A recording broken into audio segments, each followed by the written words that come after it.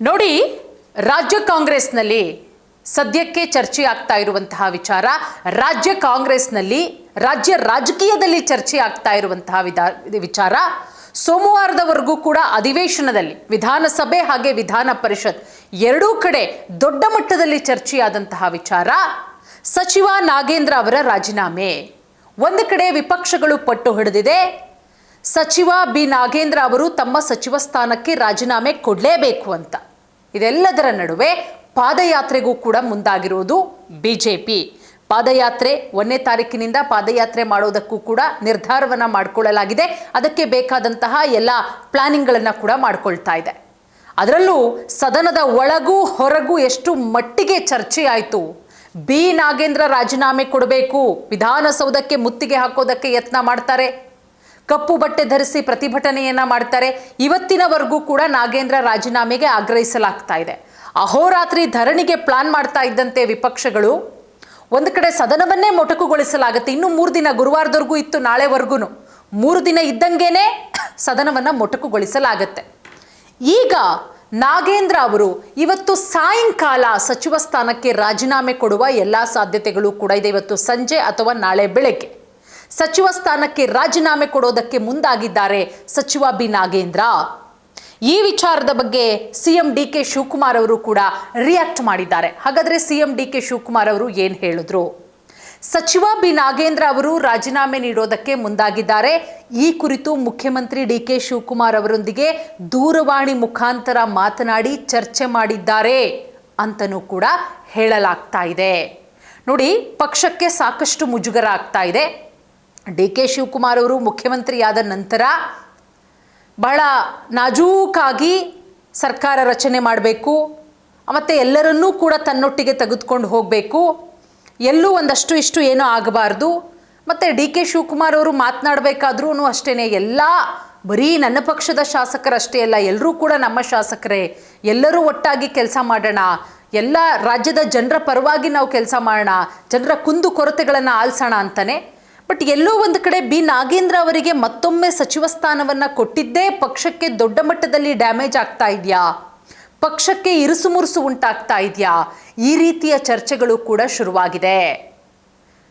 187 ಕೋಟಿ ಹಗರಣದಲ್ಲಿ ಸಿಲುಕಾಕೊಳ್ತಾರೆ ಬಿ ನಾಗೇಂದ್ರ ಅವರು. ವಾಲ್ಮೀಕಿ ನಿಗಮ ಹಗರಣ, ಅವರು ಸಿದ್ದರಾಮಯ್ಯ ಅವರ ಸಂಪುಟದಲ್ಲಿ ಸಚಿವರಾದಂತಹ ಟೈಮಲ್ಲಿ ಕೇಳಿಬಂದಂತಹ ಹಗರಣ, ಅದಾದ ನಂತರ ತಮ್ಮ ಸ್ಥಾನಕ್ಕೆ ರಾಜೀನಾಮೆಯನ್ನು ಕೊಟ್ಟು ಪರಪ್ಪನ ಅಗ್ರಹಾರಕ್ಕೆ ಹೋಗ್ತಾರೆ. ಈಗ ಬೇಲ್ ಮೇಲೆ ಹೊರಗಡೆ ಇದ್ದಂಥವರಿಗೆ ಸಚಿವ ಸ್ಥಾನ ಹೆಂಗೆ ಕೊಟ್ಟರು ಅನ್ನೋದೇ ಪ್ರಶ್ನೆ. ಇದೆಲ್ಲದರ ನಡುವೆ ಸಾಕಷ್ಟು ವಿಚಾರಗಳು ಕೇಳಿಬಂತು. ಅವರಿಂದ ಒಂದಷ್ಟು ದುಡ್ಡುಗಳನ್ನ ತಗೊಂಡವ್ರೆ, ಭಯದಿಂದ ಸಚಿವ ಸ್ಥಾನ ಕೊಟ್ಟವ್ರೆ ಅಂತ ಆರ್ ಅಶೋಕ್ ಸೇರಿದಂತೆ ಒಂದಷ್ಟು ಜನ ಆರೋಪಗಳನ್ನು ಕೂಡ ಮಾಡಿದ್ರು. ಈಗ ಸಚಿವ ಬಿ ನಾಗೇಂದ್ರ ಅವರು ರಾಜೀನಾಮೆ ಕೊಡುವುದಕ್ಕೆ ಮುಂದಾಗಿದ್ದಾರೆ. ಈ ಕುರಿತು ಮುಖ್ಯಮಂತ್ರಿ ಡಿ ಕೆ ಶಿವಕುಮಾರ್ ಅವರೊಂದಿಗೆ ದೂರವಾಣಿ ಮುಖಾಂತರ ಮಾತನಾಡಿ ಚರ್ಚೆ ಮಾಡಿದ್ದಾರೆ ಅಂತನೂ ಕೂಡ ಹೇಳಲಾಗ್ತಾ ಇದೆ. ವಾಲ್ಮೀಕಿ ನಿಗಮದಲ್ಲಿ ನಡೆದಂತಹ ಭಾರೀ ಹಗರಣದ ಆರೋಪ ಹೊತ್ತಿರುವಂತಹ ಸಚಿವ ನಾಗೇಂದ್ರ ಅವರ ರಾಜೀನಾಮೆಗೆ ಪ್ರತಿಪಕ್ಷಗಳು ನಿರಂತರವಾಗಿ ಒತ್ತಡವನ್ನು ಹಾಕ್ತಾ ಇದೆ. ಎಷ್ಟರ ಮಟ್ಟಿಗೆ ಅಂದರೆ, ಸದನ ನಡೀತಲ್ಲ, ವಿಧಾನಸಭೆ ಹಾಗೆ ವಿಧಾನ ಪರಿಷತ್ತು ಎರಡೂ ಕಡೆ ಸದನ ಆದಾಗ, ಸದನ ಅಧಿವೇಶನ ಅಂದರೆ ಏನು? ರಾಜ್ಯದ ಜನರ ಸಮಸ್ಯೆಗಳು ಅಧಿವೇಶನದಲ್ಲಿ ಚರ್ಚೆಯಾಗಬೇಕು, ರಾಜ್ಯದ ಜನರ ಕುಂದು ಕೊರತೆಗಳು ಅಧಿವೇಶನದಲ್ಲಿ ಚರ್ಚೆಯಾಗಬೇಕು. ಅದಾಯ್ತಾ? ಖಂಡಿತ ಇಲ್ಲ. ಆ ಚರ್ಚೆ ಆಗಲೇ ಇಲ್ಲ. ಬರೀ ಶುರುವಾದಾಗಿಂದ ಎಂಡಿಂಗ್ ಹೋಗೋವರೆಗೂ ಕೊನೆಗೆ 3 ದಿನ ಇದ್ದಂಗೆ ಮುಗಿಸ್ಲಾಗತ್ತೆ. ವಿಧಾನಮಂಡಲದ ಮಳೆಗಾಲ ಅಧಿವೇಶನಕ್ಕೂ ಕೂಡ ಅಡ್ಡಿಯಾಗುತ್ತೆ. ನಿಗದಿತ ದಿನಕ್ಕಿಂತ ನಾನು ಆಗಲೇ ಹೇಳಿದೆ, ಗುರುವಾರ ಮುಗಿಬೇಕಾಗಿತ್ತು, ಸೋಮವಾರವೇ ಮುಗೀತು. 3 ದಿನ ಮೊದಲೇ ಮೊಟಕುಗೊಳಿಸಲಾಗುತ್ತೆ.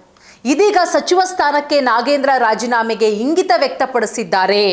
ನಾಗೇಂದ್ರ ಅವರು, ಇಲ್ಲ, ನಾನು ರಾಜೀನಾಮೆ ಕೊಡ್ತೀನಿ, ನನ್ನಿಂದ ಪಕ್ಷಕ್ಕೆ ಮುಜುಗರ ಆಗಿದೆ, ಬೇಡ, ರಾಜೀನಾಮೆ ಕೊಡೋದಕ್ಕೆ ಮುಂದಾಗಿದ್ದಾರೆ. ಈ ಕುರಿತು ಮುಖ್ಯಮಂತ್ರಿ ಡಿ ಕೆ ಶಿವಕುಮಾರ್ ಅವರೊಟ್ಟಿಗೆ ದೂರವಾಣಿ ಮುಖಾಂತರ ಮಾತನಾಡಿ ಚರ್ಚೆ ಮಾಡಿದ್ದಾರೆ ಅಂತಲೂ ಕೂಡ ಹೇಳಲಾಗ್ತಾ ಇದೆ. ನನ್ನನ್ನು ಅನಗತ್ಯವಾಗಿ ಟಾರ್ಗೆಟ್ ಮಾಡ್ತಾ ಇದ್ದಾರೆ, ನನ್ನಿಂದ ಪಕ್ಷಕ್ಕೆ ಮುಜುಗರ ಆಗೋದು ಬೇಡ, ನಾಗೇಂದ್ರ ಅವರು ಮುಖ್ಯಮಂತ್ರಿಗಳಿಗೆ ತಿಳಿಸಿದ್ದಾರೆ ಅಂತಲೂ ಹೇಳಲಾಗ್ತಾ ಇದೆ. ಸುಮಾರು 15 ನಿಮಿಷಗಳ ಕಾಲ ಸಚಿವ ನಾಗೇಂದ್ರ ಫೋನ್ನ ಸಂಭಾಷಣೆ ನಡೆಸಿದ್ದಾರೆ ಸಿಎಂ ಡಿ ಕೆ ಶಿವಕುಮಾರ್ ಅವರೊಟ್ಟಿಗೆ.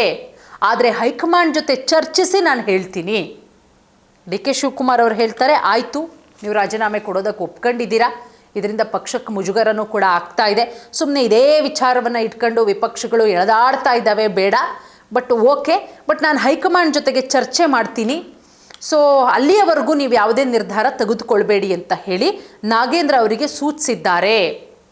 ನೋಡಿ, SIT ವಾಲ್ಮೀಕಿ ನಿಗಮ ಹಗರಣ ಏನಿದೆ ಆ ವಿಚಾರಕ್ಕೆ ಸಂಬಂಧಪಟ್ಟಂತೆ ನಾಗೇಂದ್ರ ಅವರಿಗೆ ಕ್ಲೀನ್ ಚಿಟ್ ನೀಡಿದರೂ ಕೂಡ ಪಕ್ಷಕ್ಕೆ ಮುಜುಗರ ಉಂಟು ಮಾಡೋದಕ್ಕೆ ತಾವು ಬಯಸಲ್ಲ, ನಾಗೇಂದ್ರ ಅವರು ಮುಖ್ಯಮಂತ್ರಿಗಳಿಗೆ ತಿಳಿಸಿದ್ದಾರೆ ಅನ್ನುವಂಥ ಮಾಹಿತಿ. ಕಾಂಗ್ರೆಸ್ ಸರ್ಕಾರದಲ್ಲಿ ಇಷ್ಟೊಂದು ಸಂಖ್ಯೆಯಲ್ಲಿ ದಲಿತರು ಸಚಿವರಾಗಿರುವುದನ್ನು BJPಗೆ ಸಹಿಸಿಕೊಳ್ಳೋದಕ್ಕಾಗ್ತಾ ಇಲ್ಲ. ರಾಜೀನಾಮೆ ಕೊಟ್ಟು ಪಕ್ಷ ಸಂಘಟನೆಯಲ್ಲಿ ಭಾಗಿಯಾಗೋದಕ್ಕೆ ನಿರ್ಧಾರ ಮಾಡ್ಕೊಂಡಿದ್ದಾರೆ ನಾಗೇಂದ್ರ ಅವರು. ಇವತ್ತು ಸಾಯಂಕಾಲವೇ ರಾಜೀನಾಮೆಯನ್ನು ಕೊಡ್ತಾರೆ. ಇವತ್ತು ಸಂಜೆನೇ ನಾನು ರಾಜೀನಾಮೆ ಕೊಡ್ತೀನಿ ಅಂತ ಹೇಳಿದರೂ ಕೂಡ DK ಶಿವಕುಮಾರ್ ಅವರು ಹೋಲ್ಡಲ್ಲಿ ಇಟ್ಟಿದ್ದಾರೆ. ಇಲ್ಲ ಇರಿ, ನಾನು ಹೈಕಮಾಂಡ್ ಜೊತೆಗೆ ಮಾತನಾಡಬೇಕು, ಹೈಕಮಾಂಡ್ಗೂ ವಿಚಾರ ಮುಟ್ಟಿಸ್ಬೇಕು, ಹೈಕಮಾಂಡ್ ಏನು ಹೇಳುತ್ತೆ ಕೇಳೋಣ, ಅಲ್ಟಿಮೇಟ್ ನನ್ನ ಡಿಸಿಷನ್ ಅಲ್ಲ, ರಾಹುಲ್ ಗಾಂಧಿ ಅವ್ರನ್ನ ಕೇಳಬೇಕು, ಮಲ್ಲಿಕಾರ್ಜುನ ಖರ್ಗೆ ಅವ್ರನ್ನ ಕೇಳಬೇಕು, ವೇಣುಗೋಪಾಲ್ ಅವ್ರನ್ನ ಕೇಳಬೇಕು, ಸುರ್ಜೇವಾಲಾ ಅವ್ರನ್ನ ಕೇಳಬೇಕು, ಅವರೇನು ಹೇಳ್ತಾರೋ ನೋಡೋಣ. ಇನ್ನು DK ಶಿವಕುಮಾರ್ ಅವರು ಕೂಡ ಈ ವಿಚಾರಕ್ಕೆ ಸಂಬಂಧಪಟ್ಟಂತೆ ರಿಯಾಕ್ಟ್ ಮಾಡ್ತಾರೆ. ನಮ್ಮ ಪಕ್ಷದ ಎಲ್ಲ ಶಾಸಕರು, ಸಚಿವರುಗಳು ಶಿಸ್ತಿನ ಸಿಪಾಯಿಗಳು, ಹೈಕಮಾಂಡ್ ನಿರ್ದೇಶನದಂತೆ ಪಕ್ಷದ ಒಳಿತಿಗೆ ಕೆಲಸ ಮಾಡ್ತೇವೆ ನಾವು, ಹೈಕಮಾಂಡ್ ಏನು ಹೇಳುತ್ತೋ ಅದನ್ನೇ ಮಾಡೋದು, ನಮಗೇನು ಪಕ್ಷಕ್ಕೆ ಒಳಿತಾಗಬೇಕು, ಕಾಂಗ್ರೆಸ್ ಪಕ್ಷಕ್ಕೆ ಒಳ್ಳೆಯದಾಗಬೇಕು, ರಾಜ್ಯದ ಜನರಿಗೆ ಒಳ್ಳೆಯದಾಗಬೇಕು, ಅಷ್ಟೇ ನಮ್ಮ ಉದ್ದೇಶ. ಈ ಬಗ್ಗೆ ನಾನು ಹೇಳೋದಿಷ್ಟೇ. ಇವತ್ತು ಬೆಳಗ್ಗೆ ತಮ್ಮ ನಿವಾಸದ ಮುಂದೆ ಮಾಧ್ಯಮ ಪ್ರತಿನಿಧಿಗಳಿಗೆ CM DK ಶಿವಕುಮಾರ್ ಅವರು ಪ್ರತಿಕ್ರಿಯಿಸಿದ್ದಾರೆ. ಒಟ್ಟಾರೆ ರಾಜೀನಾಮೆ ಕೊಡುವುದಂತೂ ಫಿಕ್ಸು ನಾಗೇಂದ್ರ ಅವರು.